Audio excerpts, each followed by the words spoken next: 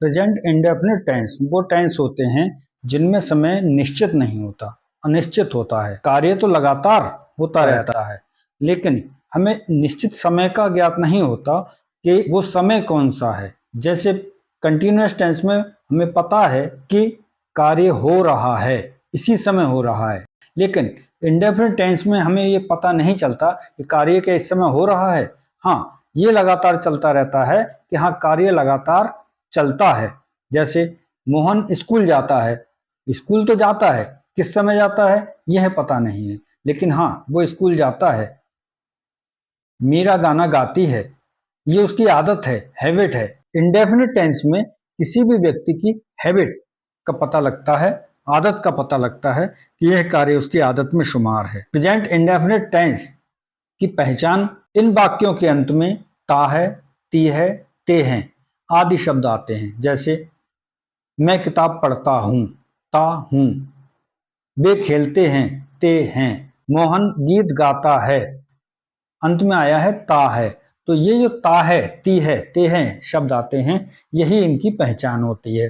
Rules of translation. Hindi से English वाक्य को ट्रांसलेट करते समय ध्यान यह रखना चाहिए कि सबसे पहले सब्जेक्ट जो हमारा कर्ता होता है उसको लेते हैं। सब्जेक्ट के तुरंत बाद वर्ब की फर्स्ट फॉर्म लेते हैं। हाँ, यदि कर्ता हमारा एक वचन है, ही, शी, इट, ऐसे सब्जेक्ट के साथ वर्ब में एस या ई एस जोड़ देते हैं।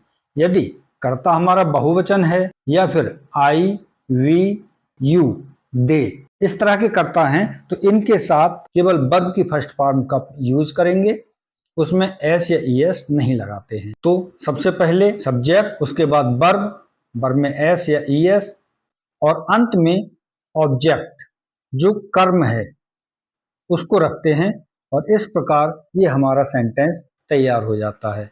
मोहन क्रिकेट खेलता है। अब देखिए इसमें सब्जेक्ट हमारा मोहन है, मोहन सबसे पहले लेंगे, उसके बाद खेलता है। खेलता है ये हमारा वर्ब है, क्रिया है, तो इसकी इंग्लिश होती है प्ले।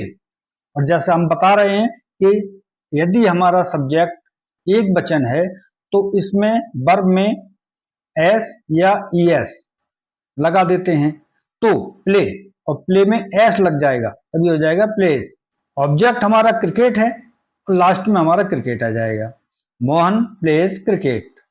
इसी प्रकार तुम पाठ याद करते हो, हमारा सब्जेक्ट है तुम, यू।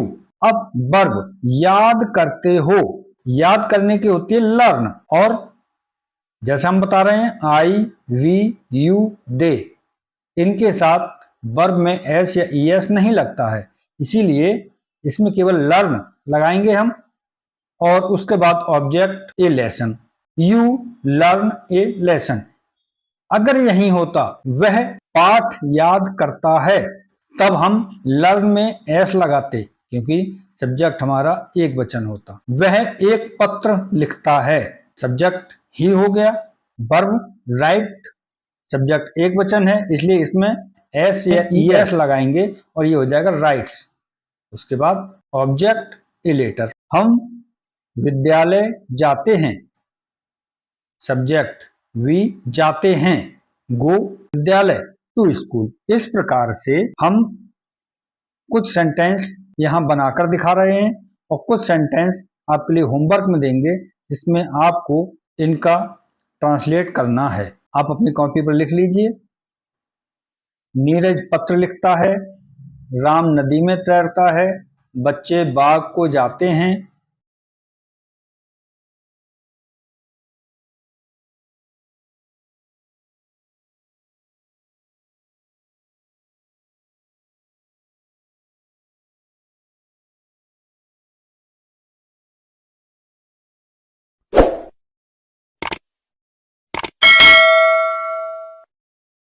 Thank you.